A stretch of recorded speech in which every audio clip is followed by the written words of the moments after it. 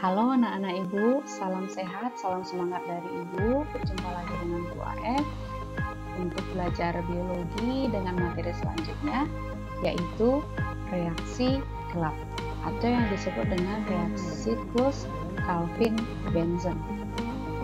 Oke, kita mulai. Kenapa dikatakan reaksi gelap? Karena dia tidak membutuhkan cahaya matahari langsung. Kemudian nama lain dari reaksi gelap adalah siklus Calvin, karena teman-teman adalah Calvin dan temannya Benson, makanya kadang-kadang disebut dengan siklus Calvin-Benson. Nah, reaksi gelap ini mendapat ATP dan NADPH dari reaksi terang, ya. Dia mendapat ATP dan NADPH dari reaksi terang. Itu sudah dijelaskan oleh Pak IP di pertemuan sebelumnya. Nah, bahan dasarnya adalah CO2 untuk menghasilkan output berupa gula. Nah, gula yang dihasilkan dari reaksi gelap bukan gula yang berkarbon 6, tapi gula yang berkarbon 3 atau gliseraldehid 3 fosfat. Tempat terjadinya reaksi gelap itu berada di stroma, ya. Berbeda dengan apa? Ada di grana. Tahap pertama itu yang disebut dengan fiksasi. Jadi ini CO2 yang berasal dari stomata tadi. Kemudian ini adalah bahan yang memfiksasinya, ribulosa bifosfat dengan bantuan enzim Rubisco. Nah, di sini karbonnya 5, di sini karbonnya 1, 5 tambah 1 menjadi molekul yang berkarbon 6. Kemudian molekul berkarbon 6 ini akan membentuk 3 fosfogliserat. Jadi terbagi 2 ya. Jadi dari 3 ini akan membentuk 6, ya. Membentuk 6 fosfogliserat. Fosfogliserat ini akan membentuk 1,3 bifosfogliserat dengan bantuan ATP yang dari reaksi terang tadi. Oke. Kemudian 1,3 bifosfogliserat ini akan membentuk gliseraldehid, ya. Gliseraldehid 3 fosfat. Nah, ini berlangsung 3 kali karena ada 3 ribulosa, ada 3 CO2. Ini berlangsung 3 kali. Terjadi tahap fiksasi, reduksi. Reduksi ini ada pengurangan atom P, pelepasan atom P.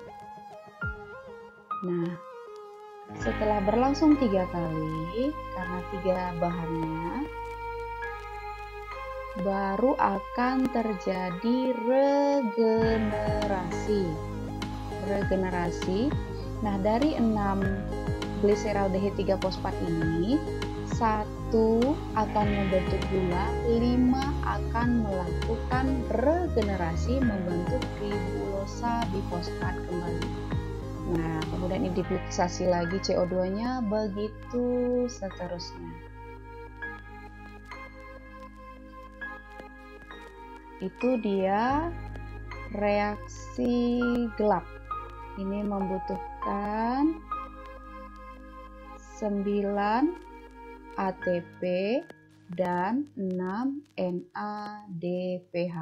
Kemudian gliserol 3 fosfat ini akan membentuk glukosa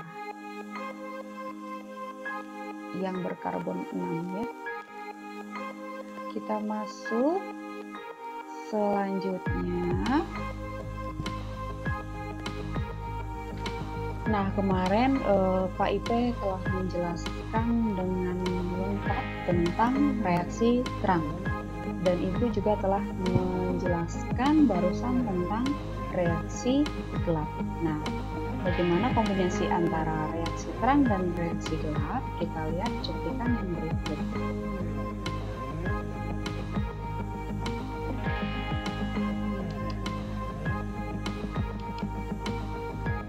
Ini cahaya masuk, cahaya matahari masuk, ya. Yang masuk adalah cahaya biru dan cahaya merah. kemudian masuk ke sel tumbuhan. Di dalam tumbuhan ada organel yang dinamakan kloroplas, ya. Kemudian cahaya itu masuk, energi itu masuk ke kloroplas, ini namanya grana, ini namanya tilakoid, dan reaksi terang berada di membran tilakoid. Ini dia membran tilakoid. Apabila diperbesar, ini dia tadi fotosistem 2, ini fotosistem 1. Seperti inilah energi cahaya matahari tadi masuk. Kemudian ketika energi itu masuk, kestabilan dari fotosistem akan terganggu sehingga elektron akan tereksitasi, ya. Ini terganggu kestabilannya. Kemudian elektron yang tereksitasi tadi menuju fotosistem 2.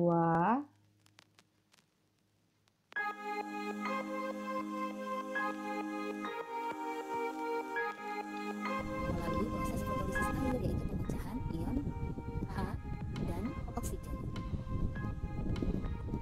Proses ini berulang-ulang menyebabkan konsentrasi ion H pun bertambah tinggi di dalam membran tilakoid. Ion hidrogen atau proton ini nantinya akan digunakan dalam ATP sintase. Ya, seperti ini prosesnya, ya. Kita kembali ke rangkaian transport elektron tadi. Elektron kemudian berpindah dari fotosistem 2 menuju fotosistem 1. Di sini pun terdapat eksitasi elektron dari Tereksitasi lagi. NADP dari fase mengubah energi berproses menjadi NADPH. Ini kan menghasilkan NADPH. Berpindah ke fotosistem 2, berpindah ke fotosistem 1, kemudian menuju NADPH. Ini akan menghasilkan ATP dan NADPH Banyak ATP. NADP dan ATP ini kemudian nantinya akan digunakan keluar menuju stroma dengan siklus Kelvin. untuk melanjutkan reaksi gelap. Ini adalah rangkaian siklus Kelvin atau rangkaian reaksi gelap yang diawali dengan Nah, ini dia atau fiksasi karbon, reaksi gelap tadi. kemudian reduksi dan regenerasi RUBP. RUBP terdiri dari 5 atom karbon, akan mengikat karbon dioksida menjadi 6 atom karbon, kemudian mengalami split. Ini di RUBP tadi memfiksasi. 2 molekul 3 fosfodiesel, kemudian mengalami reduksi. Ini akan dengan bantuan ATP dan NADPH. Oke, terjadi reduksi. 1,3 bifosfodigliserat. 1,3 bifosfodigliserat kemudian menjadi gliserol dehid 3 fosfat. Peristiwa ini berlangsung selama 3 kali. Hasilnya adalah 6 Jadi 3 kali ya, fosfodigliserat. karena ada 3. Fosfodigliserat digunakan untuk regenerasi RUBP, sedangkan Baru terjadi regenerasi. Jadi 3 kali sintesis baru regenerasi. Begitu seterusnya, ya. Perhatikan di sini glukos fosfat. Nah, ini Ini adalah bahan dasar untuk sintesis gula beratom 3 tadi, berkarbon 3. kemudian ditambahkan dengan fruktosa menghasilkan sukrosa yang digunakan di dalam tubuh tumbuhan. Ini akan dipakai untuk tumbuhan berupa sukrosa. Dijadikan bahan dasar untuk membentuk amilum dan Kemudian ini berupa cadangan makanan berupa selulosa. amilum. Demikian penjelasan fotosintesis, semoga kalian semakin paham. Oke, begitulah tadi hubungan antara reaksi gelap dan reaksi terang untuk menghasilkan gula yang berkarbon 3 itu akan membentuk gula berkarbon 6, dan ada yang dipakai untuk tubuh tumbuhan itu, dan ada yang ekstraknya akan disimpan menjadi amilum atau pati. Nah, tadi sudah selesai tentang fotosintesis, yaitu reaksi terang dan reaksi gelap. Nah, di bumi ini secara garis besar itu ada 3 jenis tumbuhan, 3 jenis atau 3 cara fotosintesis tumbuhan. Yang pertama C3, C4, dan CAM. Oke, perbedaannya kita lihat. Perbedaannya hanya terjadi pada reaksi gelap, sedangkan reaksi terang itu sama semua. Tumbuhan C3, hampir seluruh tumbuhan di muka bumi ini sebagian besar adalah C3. Ini contohnya padi, gandum, dan kedelai.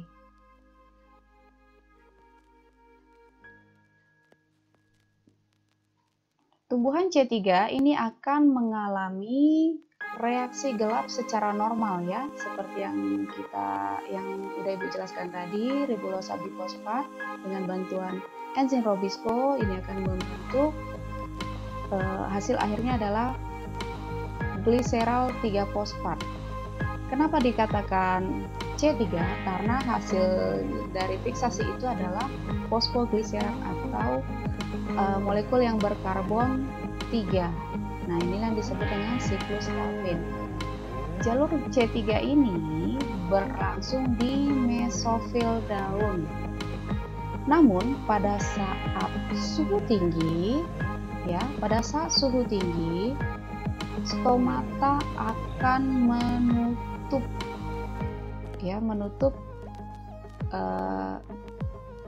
menutup diri sehingga CO2 tidak bisa masuk ke dalam daun. Nah, jadi daun jadi kekurangan CO2 untuk melakukan fotosintesis. Itu adalah keadaan yang tidak baik sehingga fotosintesis tidak berlangsung secara normal. C3 akan melakukan fotorespirasi, di mana dia akan memanfaatkan oksigen yang berlebih di dalam daun, memanfaatkan oksigen yang berlebih di dalam daun untuk membentuk CO2. Jadi sebenarnya ini kalau di dalam pertanian jadi kurang menguntungkan ya, karena pasti hasilnya tidak maksimal. Energi yang dipakai tumbuhan itu terpakai untuk membentuk O2, melakukan fotorespirasi dengan memanfaatkan oksigen di dalam tubuhnya. Ya, itu yang disebut dengan fotorespirasi.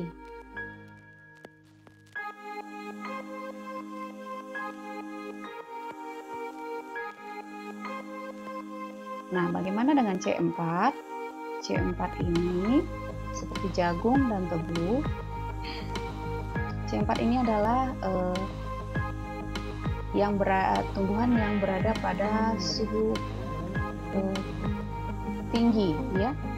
Nah, sebelum dia masuk ke siklus Calvin, PEP yang memfiksasi CO2 ini akan mengubahnya dulu menjadi oksaloasetat atau molekul yang berkarbon 4 menjadi malat. Malat ini akan menghasilkan CO2. Nah, malat akan menjadi piruvat, ini akan membentuk regenerasi PEP lagi, begitu seterusnya.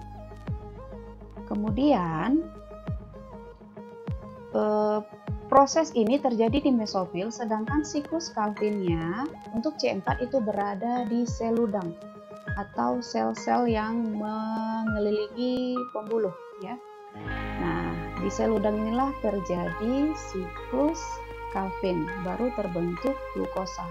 Begitulah tumbuhan C4. Kenapa dibilang C4? Karena hasil dari fiksasi itu adalah oksaloasetat atau molekul yang berkarbon 4. Bedanya dia terjadi di dua tempat. Pertama mesofil, dan untuk siklus Calvinnya itu terjadi di sel ludang pembuluh. Oke, selanjutnya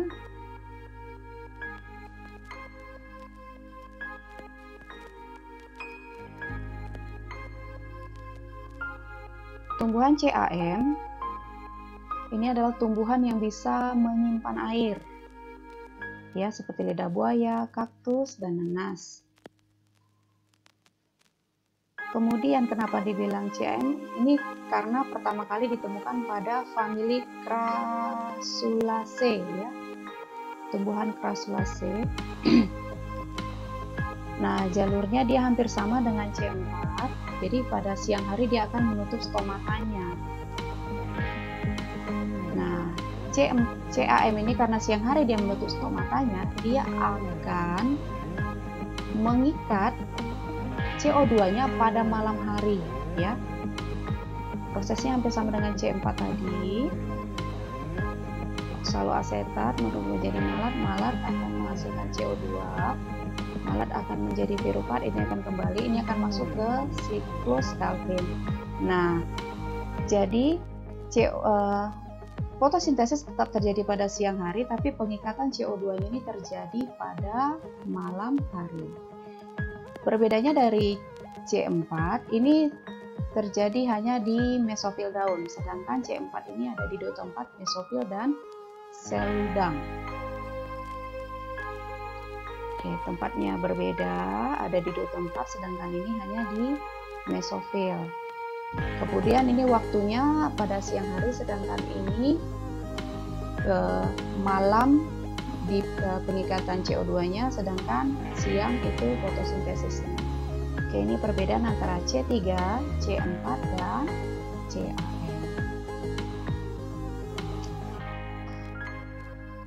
Baik, demikianlah materi untuk hari ini. Jadi fotosintesis telah lengkap, kemudian perbedaan fotosintesis dari tumbuhan C3, C4, dan CAN semuanya sudah Ibu jelaskan.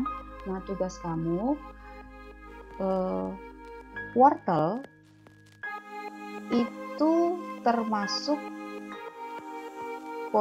melakukan fotosintesis C3 kah, C4 kah, atau CAN. Silakan kamu cari literasinya tentang wortel, karena wortel ini banyak di sekitaran Taro ya. Oke, sekian dulu untuk hari ini. Sampai jumpa di pertemuan berikutnya. Tetap jaga kesehatan dan semangat.